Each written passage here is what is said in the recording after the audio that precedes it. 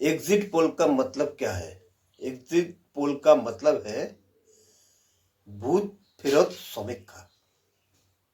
ভূত ফেরত সমীক্ষাতে দেখাচ্ছে বিজেপি পাস করেছে, তৃণমূল ফেল করেছে। এতেই মাথা খারাপ হয়েছে দিদি।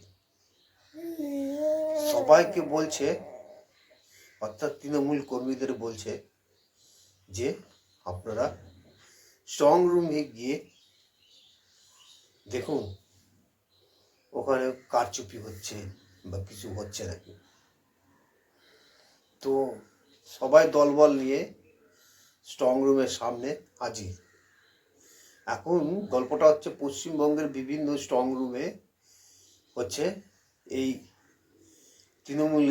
তৃণমূলরা হাজির হয়েছে যে কোনোরকম ঝামেলা, কোনোরকম চুরি চামারি হচ্ছে কিনা তা দেখার জন্য।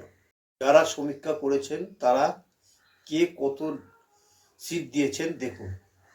আরপি মারাক 150 থেকে 175 বিজেপিকে, তৃণমূলকে 118 থেকে 138, জেভিসি 138 থেকে 159 বিজেপিকে, তৃণমূলকে 131 থেকে 152, প্রজা পোল অ্যানালাইটিক্স 178 থেকে 208 বিজেপিকে, তৃণমূলকে 85 থেকে 110, চাণক্য স্ট্র্যাটাজি 150 থেকে 160 বিজেপিকে, তৃণমূলকে 130 থেকে 140, ম্যাট্রিক্স 146 থেকে 161 হচ্ছে বিজেপিকে, আর তৃণমূলকে দিয়েছে 125 থেকে 40, পোল ডায়েরি 142 থেকে 171 বিজেপিকে, 99 থেকে 127 তৃণমূলকে।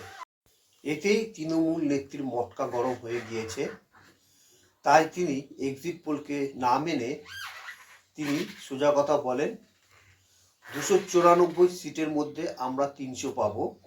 পরে এটাকে সংশোধন করে 226 বলেন, কারণ 300 তো সিটই নাই, 294টা সিট। এতেই উনি ক্ষিপ্ত হয়ে হচ্ছে সব তৃণমূল কর্মীদেরকে আদেশ দেন যে স্ট্রং রুমে গিয়ে ওখানে পরিদর্শন করুন, ওখানে ঝামেলা, স্ট্রং রুমকে দেখুন এবং নিজেও সেখানে যান। এতেই সেখানে ধীরে ধীরে ঝামেলার মতন পরিস্থিতি তৈরি হয়ে যায়।